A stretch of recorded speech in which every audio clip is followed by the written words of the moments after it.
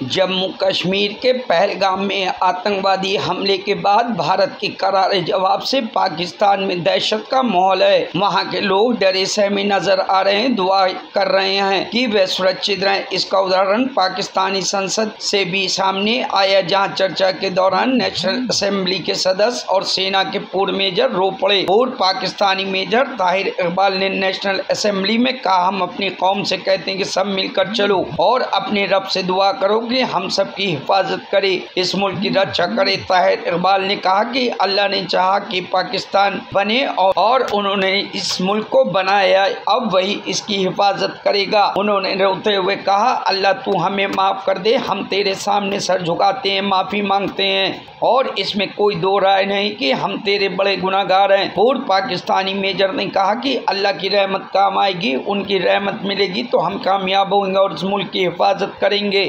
نہیں ہے کہ بھارت نے پہلگام آتنکوادی حملے کا بدلہ آپریشن سندور سے لیا ہے۔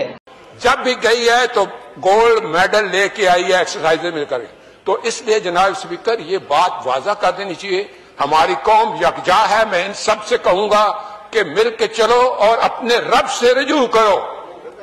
اے رب کعبہ، ہم تیرے آگے درخواست کرتے ہیں، اس ملک کی حفاظت فرمانا جو تو نے ہمیں عطا کیا ہے، اور یہ نبی صلی اللہ علیہ وسلم کی دعاؤں کا ہے۔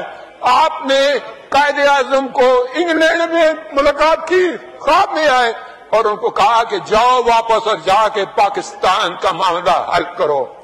آپ خانہ قنات کو خواب میں آ کے یہ حکم دیا کہ تم نے پاکستان کی سرنا ہے، یہ ملک بن کے رہے گا اور تم نے تو یہ ایسا بڑا معجزہ ہے کہ اللہ پاک نے یہ ہمیں عطا کیا ہے اور اللہ پاک اس ملک کی حفاظت فرمائیں گے۔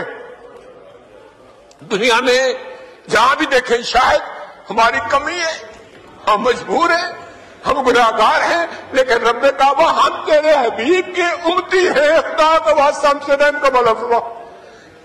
آپ چلے جائیں ادھر فلسطین میں چلے جائیں، کشمیر میں چلے جائیں، جہاں بھی جائیں گے مسلمانوں کے ساتھ وہ ایسے رو رہا ہے جو ہم سوچ بھی نہیں سکتے ہیں۔